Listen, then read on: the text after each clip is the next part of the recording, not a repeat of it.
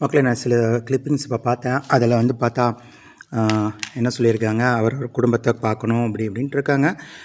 கண்டிப்பாக அவர் பார்ப்பார். அது நம்ம சொல்லணுங்கிற அவசியம் இல்லை, அது அவருக்கு தெரியும். ரெண்டாவது, அந்த அளவுக்கு அவர் வந்து இது கிடையாது. இன்றைக்கி அவரோட வாழ்க்கை வந்து பொது வாழ்க்கைன்னு ஆயிடுச்சு. ஸோ இதில் யார் வேணாலும் கொஷின் கேட்கலாம் அப்படிங்கிற ஒரு கட்டத்தில் அவர் இருக்கார்.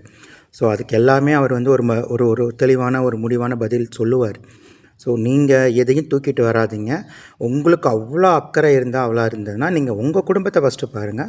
உங்கள் குடும்பத்தில் இருக்கிறவங்களோட பிரச்சனை என்ன, உங்களோட அண்ணன், தம்பி, அக்கா, தங்கச்சி, உங்கள் ஒய்ஃபு, பசங்க, இவங்க பிரச்சனை என்னன்னு பாருங்கள் முதல்ல. அப்புறம் வந்து அவர் பிரச்சனையை பார்க்கலாம். அவருக்கு அவ்வளோ ஒன்றும் நீங்கள் சொல்லணுங்கிற அவசியம் இருக்காது, சரியா? அவர் பார்த்துருக்கிட்டு வந்திருக்காரு. இன்றைக்கி அவங்க வந்திருக்காங்க, இவங்க வந்திருக்காங்கன்னு தேவையில்லாத விமர்சனங்களை வைக்காதீங்க.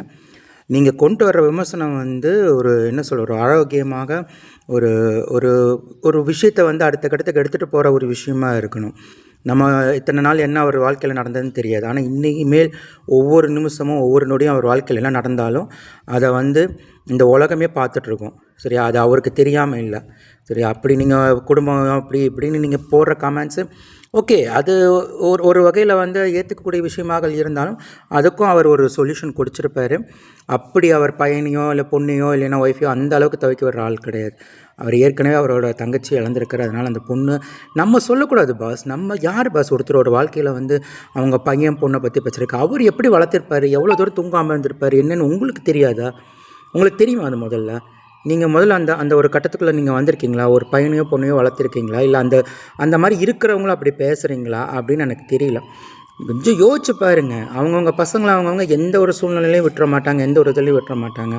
இத்தனை பேர் மக்களுக்கு யோசிக்கிறவர் அவர் பையனுக்கோ அவர் பிள்ளைக்கோ அவர் யோசிக்காமல் இருப்பாரா? உங்களோட விவாதத்தை உங்களோட இதையும் அந்த கட்டத்துலேருந்து அடுத்த கட்டத்துக்கு கொண்டு வாங்கன்னு சொல்கிறேன். அந்த கட்டத்தில் இருந்து என்ன நடந்திருக்கு என்னங்கிறது நம்ம இனிமேல் தெரியும். அது அவர் மறைக்க போகிறதில்ல, மறைக்கவும் முடியாது. ஏன்னா இனிமேல் அவரோட வாழ்க்கை தனிப்பட்ட வாழ்க்கை கிடையாது, சரிங்களா? அவருக்கு பொது வாழ்க்கைன்னு ஆயிடுச்சு. அது அவருக்கு நல்லாவே தெரியும். இந்த வாழ்க்கையில் முன்னுக்கு வர்றதுக்கு முன்னாடி 4 வருஷத்துக்கு முன்னாடியே நடந்துருச்சுன்னு என்னென்னமோ ரூமர்ஸ் என்னென்னமோ வருது. அது அவர் தெரியாமல் இல்லை, அவருக்கு அது தெரியும். அவர் அதுக்கான விஷயங்களை அவர் சொல்லுவார், சரியா? நீங்கள் எடுத்துகிட்டு வரக்கூடிய விவாதங்கள் நீங்கள் எதுனா உங்கள் ஏரியாவில் உங்கள் இடத்துல இருக்கக்கூடிய பிரச்சனைகளையும் உங்களோட இடத்துல இருக்கக்கூடிய விஷயங்களையும் நீங்கள் ஹைலைட் பண்ணுங்கள். அது எந்த அளவுக்கு வந்து மக்கள் அதிகாரிகளோட கவனத்துக்கு போகுது, அரசாங்கங்களோட கவனத்துக்கு போகுதுங்கிறத அப்புறம் பார்ப்போம், சரிங்களா? அது வரைக்கும் நீங்கள் அவங்கவுங்க குடும்பத்தை பாருங்கள், அவரோட வேலையை அவரை பார்க்க விடுங்க. இல்லை நீங்கள் அப்படி தான் சொல்லுவீங்க அப்படின்னா எங்களுக்கு அதை பற்றி கவலை இல்லை. We don't care.